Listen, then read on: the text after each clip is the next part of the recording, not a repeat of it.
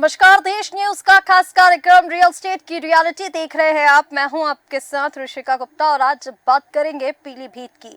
पीलीभीत की तहसील पूरनपुर में स्थानीय भूमाफिया ग्राम समाज की जमीन तालाबों को ठिकाने लगा रहे हैं, जिसकी खबरें पूर्व में भी क्षेत्रीय अखबारों की सुर्खियां बनी थी। लेकिन एक बार फिर से तेज बारिश ने भूमाफियाओं की पोल खोलकर रख दी है। पूरनपुर से लगे शेरपुर कला को जाने वाले रोड पर स्थित शेरपुर कुंडे पर स्थानीय भूमाफियाओं की नजर पड़ चुकी है, जो कि अवैध तरीके से मिट्टी डालकर कुछ भूमाफियाओं ने कब्जा कर निर्माण भी करा दिया है। सोचने की बात तो ये है कि इनको किसी का खौफ भी नहीं है। ये लोग बेखौफ होकर ग्राम समाज और सरकारी जमीन और तालाबों पर निर्माण कर रहे हैं।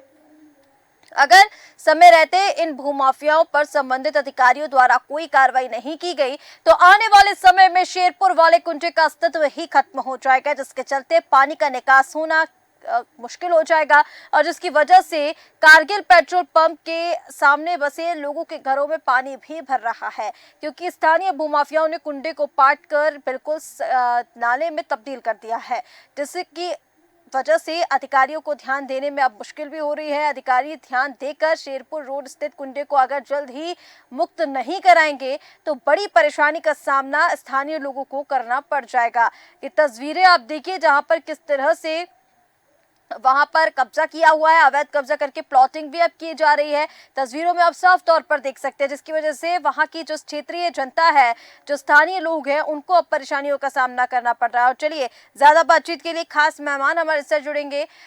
लखनऊ ब्यूरो ज्ञानेश वर्मा हमारे साथ जुड़ गए हैं। ज्ञानेश जी, बहुत स्वागत है। संदीप वर्मा वरिष्ठ पत्रकार हमारे साथ जुड़ गए हैं। संदीप जी, बहुत स्वागत है। माफ कीजिए, संदीप शर्मा जी। और इसी के साथ मलकीत सिंह समाज सेवी हमारे साथ जुड़ गए हैं। मलकीत जी, बहुत स्वागत है देश न्यूज पर। शुरुआत ज्ञानेश जी आपके साथ में करना चाहूंगी। जिस तरह से ये पूरी तस्वीरें, क्योंकि हम पीलीभीत क्षेत्र की दिखा रहे हैं कि किस तरह से तालाब को भी आप देखिए, तस्वीरों में साफ तौर पर देखा जा सकता है कि प्लॉटिंग करने की तैयारी वहां पर कर दी गई है। स्थानीय जनता वहां पर लगातार परेशान हो रही है और कहीं ना कहीं जो भूमाफिया है वो बेखौफ होकर लगातार इस तरह के कारनामे करता हुआ नजर आ रहा है, पर स्थानीय प्रशासन इस और कोई ध्यान क्यों नहीं देता ज्ञानेश जी?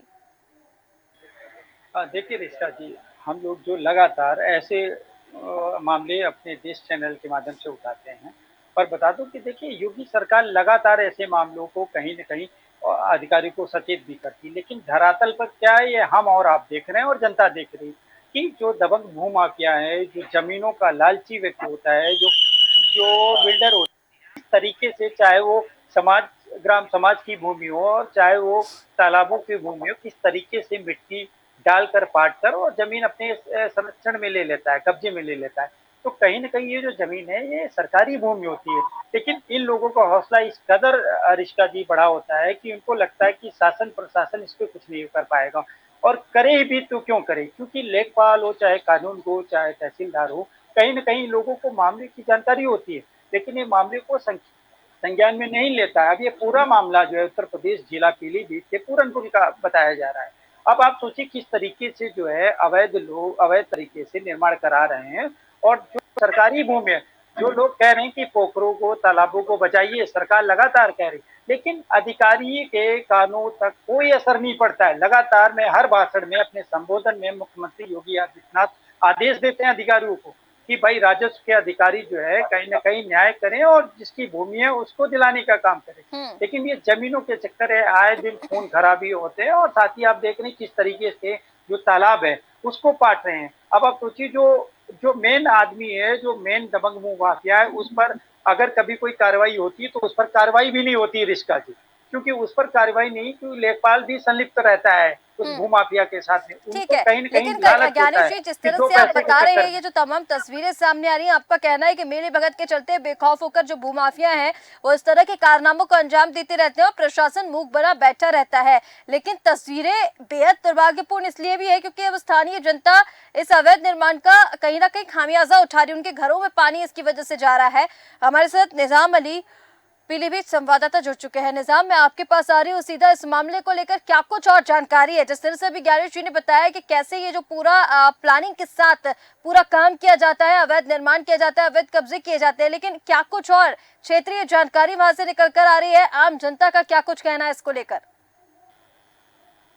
देखिए रितिका जी, बिल्कुल सही है ये। आपको बता दें, पूरनपुर विधानसभा में इन दिनों लगातार जो है माफिया तालाबों का पठान कर रहा है। कहीं न कहीं सरकार और अधिकारियों का संरक्षण है।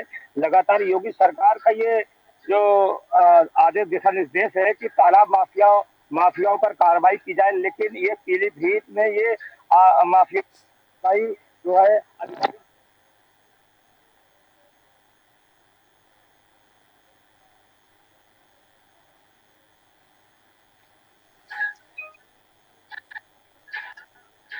निजाम की आवाज ठीक से नहीं पहुंच पा रही है, इसको दुरुस्त करने की कोशिश करेंगे। लेकिन इसी के साथ में हमारे साथ और मेहमान भी जुड़ चुके हैं, उनका परिचय आपसे करा देते हैं।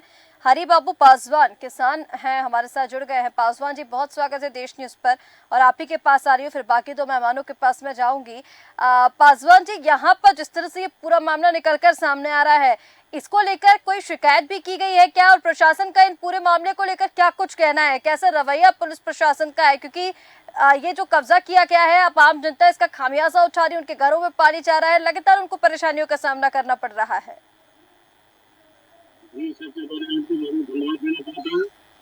एक पूर्व विधानसभा क्षेत्र है, यहाँ पर कम से कम 20 एकड़ का सुरगुआ तालाब है। ये सुरगुआ तालाब की कल कार्रवाई की गई, अभी मेरे द्वारा की कार्रवाई की गई थी और इसकी निष्पक्ष जांच कराने की मांग की थी। ये जो है लोग क्षेत्रीय क्षेत्र के बड़े नेताओं का हाथ होने की वजह से प्रशासन जो है वो काम नहीं कर पा रहा है। यहाँ पर जो है भूमाफियाओं का बहुत बड़ा प्लान है।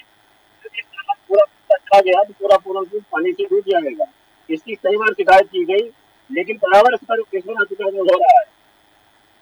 हम्म, ठीक है, आवाज आ रही? ठीक है पासवान जी।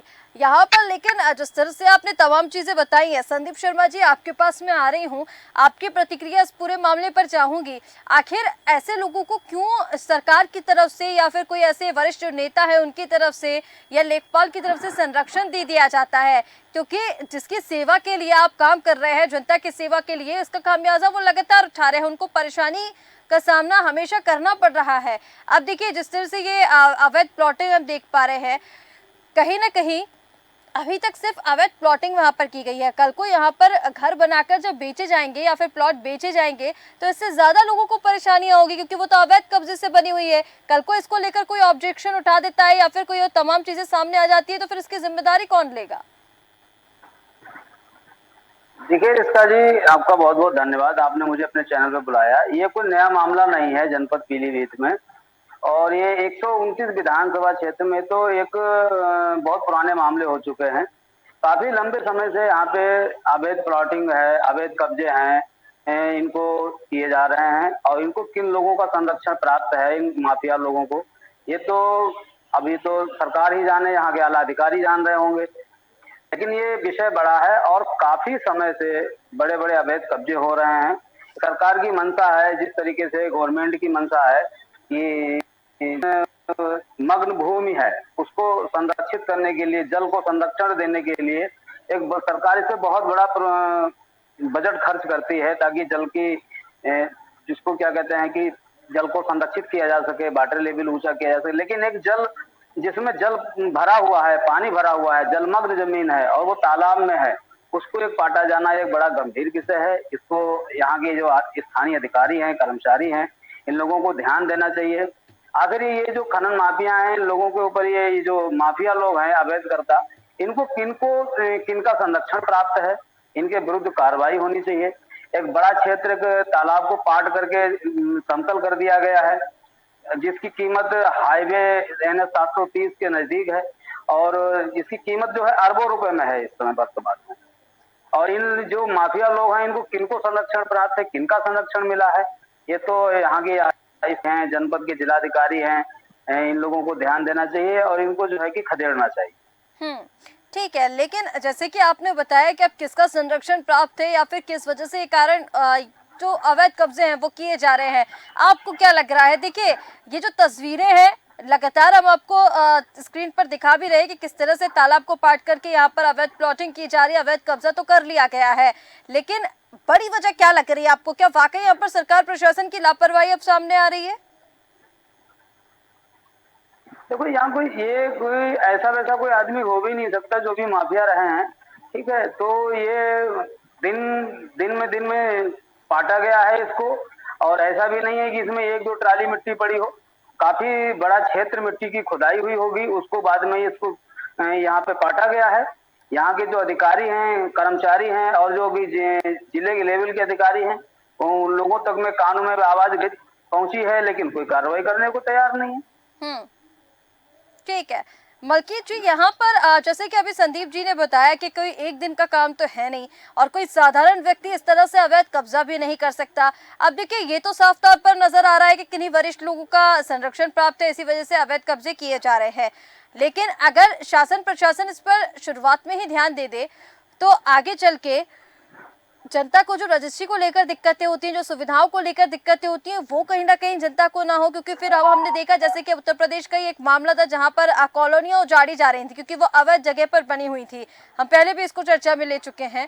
तो उस पर बुलडोजर चलाने की कार्रवाई की जा रही थी, तो वहां पर प्रदर्शन शुरू हो गया था। अब ऐसे अगर पहले ध्यान नहीं दिया जाएगा और बाद में कोई शिकायत कर देता है, फिर उसके बाद उस पर बुलडोजर चलाई जाए, तो फिर इसका खामियाजा भी तो आम जनता ही उठाती है जिन्होंने वहां पर प्लॉट खरीद लिए होंगे।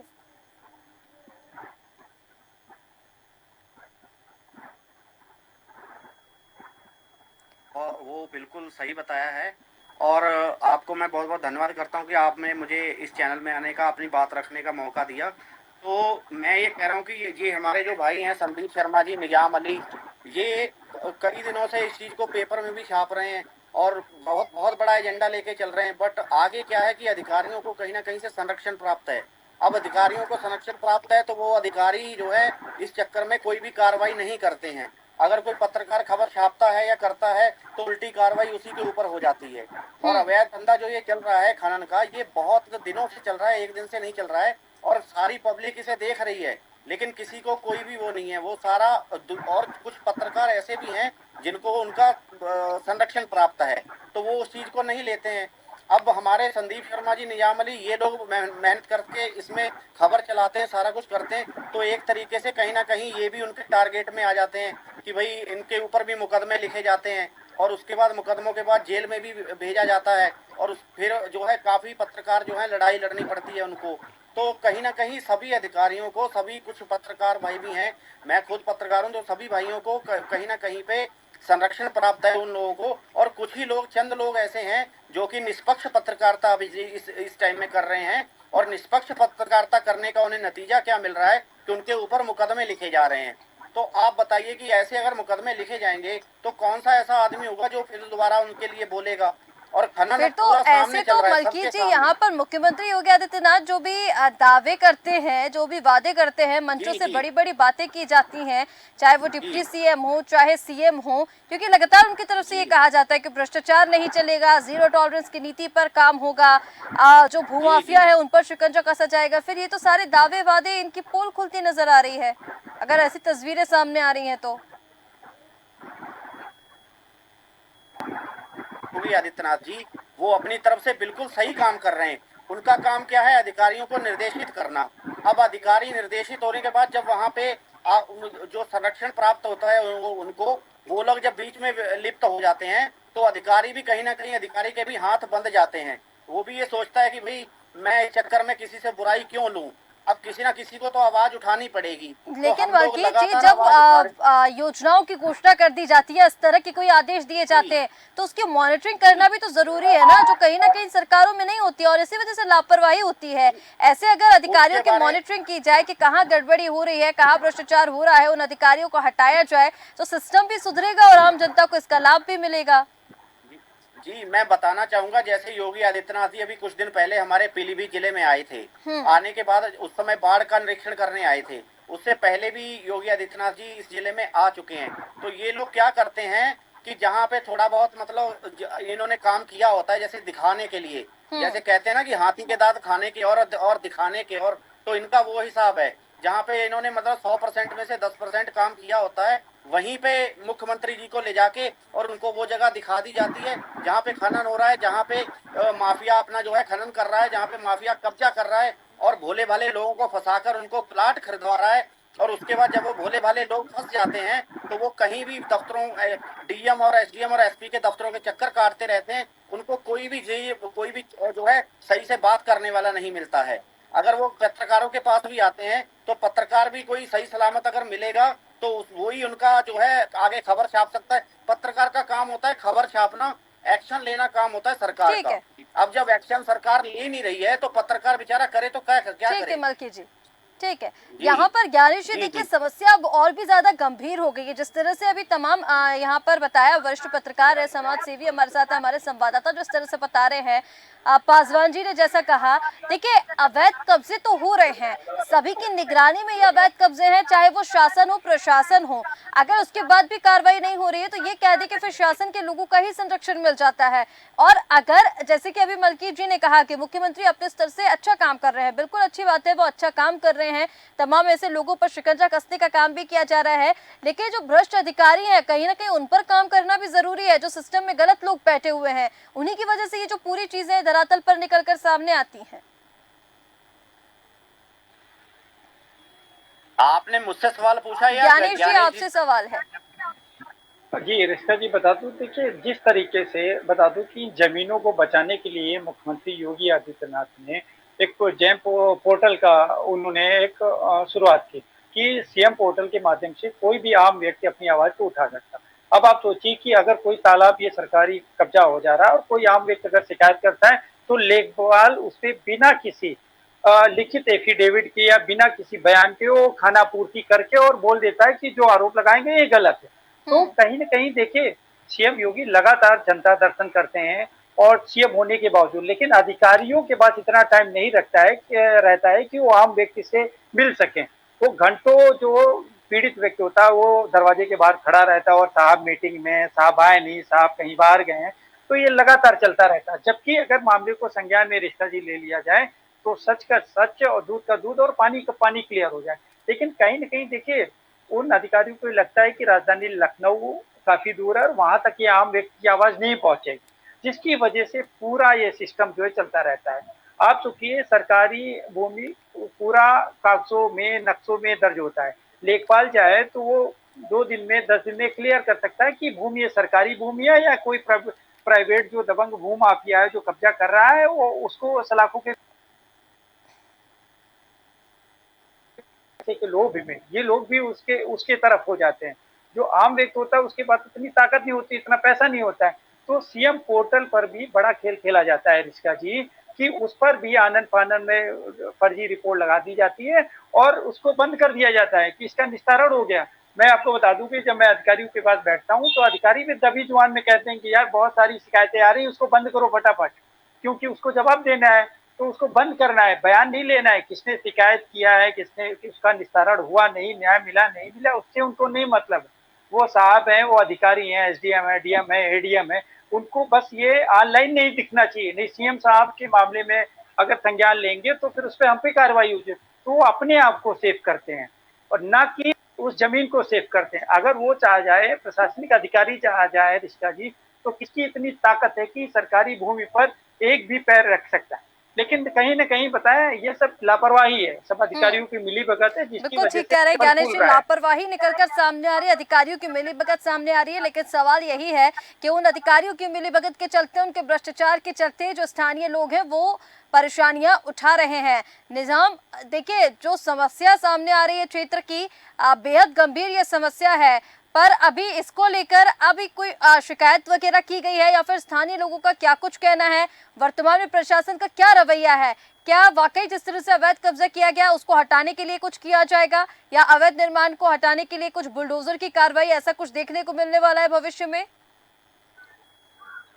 देखिए रास्ता जी, आपको बताना चाहूंगा, पीलीभीत में सीएम योगी का लगातार कई बार दौरा हुआ है, लेकिन इन खनन माफियाओं ने इस जो खनन किया गया है, ये अवैध तालाब को काटा गया है, ये सैकड़ों एकड़ ये तालाब है, यहाँ पर माफियाओं ने कब्जा किया। इन अधिकारियों की इन पर नजर नहीं पड़ पा रही है क्या? कहीं ना कहीं योगी सरकार एक तरफ दिशा निर्देश देती हो और एक तरफ बिल्डोजर की कार्रवाई करती हो, लेकिन पीलीभीत में ऐसा कुछ नजारा देखने को नहीं मिला है और लगातार प्रशासन के अधिकारियों से शिकायत की गई, लेकिन पीलीभीत जिलाधिकारी और उप जिलाधिकारी, तहसीलदार और तहसील ये भ्रष्टाचारियों और दलालों का अड्डा बन चुकी है। कहीं ना कहीं ये जो तालाब है सैकड़ों एकड़ ये दलालों के भेंट चढ़ चुका है, ये अधिकारी मुख्य दर्शक बने हैं ये। और सबसे बड़ी बात ये है, ये सैकड़ों एकड़ का तालाब है माफियाओं ने इसको काटा और अवैध कॉलोनी बसाने काम कर रहे हैं। गरीबों की जेब पर डाका डाले काम किया जा रहा है और यहाँ लगातार पीलीभीत जिला भ्रष्टाचारियों का गढ़ बन चुका है। कहीं ना कहीं माफियाओं ने इस तालाब को काटा ठीक है है।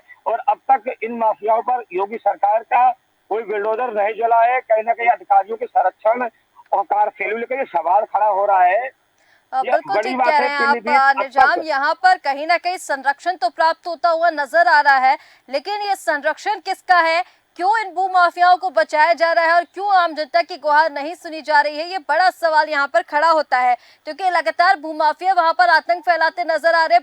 प्रशासन किसी की नजर नहीं जा रही, या फिर ये कह ले कि सारी जानकारी होने के बावजूद इस पूरे मामले का संज्ञान नहीं लिया जा रहा है। वो बेहद दुर्भाग्यपूर्ण भी है। फिलहाल आप सभी मेहमानों का हमारे साथ जुड़ने के लिए बहुत शुक्रिया। तो तस्वीरों में भी आप देख रहे हैं, पीलीभीत की तस्वीरें आपको स्क्रीन पर दिखा रहे थे, किस तरह से तालाब को पाट कर वहां पर अवैध प्लॉटिंग की जा रही है।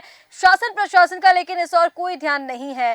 कहीं ना कहीं इस पूरे अवैध अतिक्रमण का जो खामियाजा है वो आम जनता उठा रही है, उनके घरों में पानी भरा रहा है, लेकिन उसके बाद भी प्रशासन यहाँ पर सुनने को तैयार नहीं। देखना होगा कि भविष्य में इस पर कब तक कार्रवाई हो पाती है। फिलहाल हमारे इस खास कार्यक्रम रियल एस्टेट की रियलिटी में इतना ही। आप बने रहिए देश न्यूज के साथ। नमस्कार।